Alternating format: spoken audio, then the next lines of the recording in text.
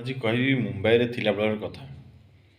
ମୁମ୍ବାଇରେ ଯେତେବେଳେ ମୁଁ ରହୁଥିଲି ସେତେବେଳେ ଆମେ ରହୁଥିଲୁ 6 ଜଣ ପିଲା। ପଢ଼ୁଥିଲି ଯେତେବେଳେ 6 ଜଣ ପିଲା ରହୁଥିଲୁ, 6 ଜଣ ଜାଗା 6ଟା ଷ୍ଟେଟ୍ର। ତା ଭିତରୁ ଜଣେ ଥିଲା ବାୟାର, ଯିଏକି ଥିଲା ଶିଲଂରୁ।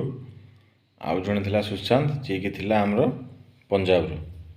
ସୁଶାନ୍ତ ଭାରି ଟିକେ ଜୀବଜନ୍ତୁ ପ୍ରିୟ, ତେଣୁକରି ସେ କହିଲା ଗୋଟେ କଇଁଚଟେ ମୁଁ ରଖିବି। ଗୋଟେ ଆଣିଲା ବାଉଲ, ସେଥିରେ ରଖିଲା କଇଁଚ। ଗୋଟେ ବାଉଲଟେ ଆଣିକି, ଛୋଟ ବାଉଲଟେ ଆଣି କଇଁଚଟେ କିଣିକି ଆଣିଲା 300 ଟଙ୍କା ଦେଇକି, ତା ଦେହରେ ରଖିଲା। ବାୟାର ଥରେ ବୁଲୁ ବୁଲୁ, ଆମେ ଯାଇଥିଲୁ ମେରିନ୍ ଲାଇନ୍। ଥରେ ବୁଲୁ ବୁଲୁ ଗୋଟେ କଙ୍କଡ଼ାଟେ ପାଇଲା।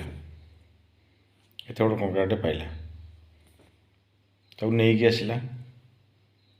ନେଇକି ଆସୁ ଆସୁ ଆମେ ସନ୍ଧ୍ୟାବେଳେ ଆସିଲୁ। ନେଇକି ଆସୁ ସନ୍ଧ୍ୟା ହେଇଗଲା, 7-8ଟା ହେଲାଣି। ଆଉ ସୁଶାନ୍ତକୁ କହିଲା, ସୁଶାନ୍ତ ତୁ ଆଜି ରାତିକ ପାଇଁ ମୋତେ ସେ ବାଉଲଟା ଦେଇଥା। ନା ସେଥିରେ କଇଁଚ ଅଛି, ନା ବାଉଲଟା ଦେଇଥା, ଏ କଙ୍କଡ଼ାଟା ତା ଭିତରେ ରହିବ। ଏଥିରେ କଇଁଚ ଅଛି, ନା ରାତିରେ ତ 2 ଜଣ ଯାକ ଶୋଇବେ, ସିଏ ବି ଶୋଇବ ଇଏ ବି ଶୋଇବ।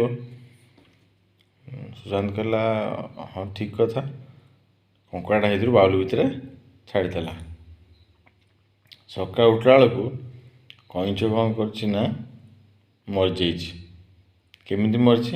କଙ୍କଡ଼ା ତା ତଣ୍ଟି ଚିପି ଦେଇଛି। ସେଠୁ ହବ କ'ଣ? ତ ବାଡ଼ିଆ ବାଡ଼ି ଷ୍ଟାର୍ଟ, ଆଉ ହବ କ'ଣ?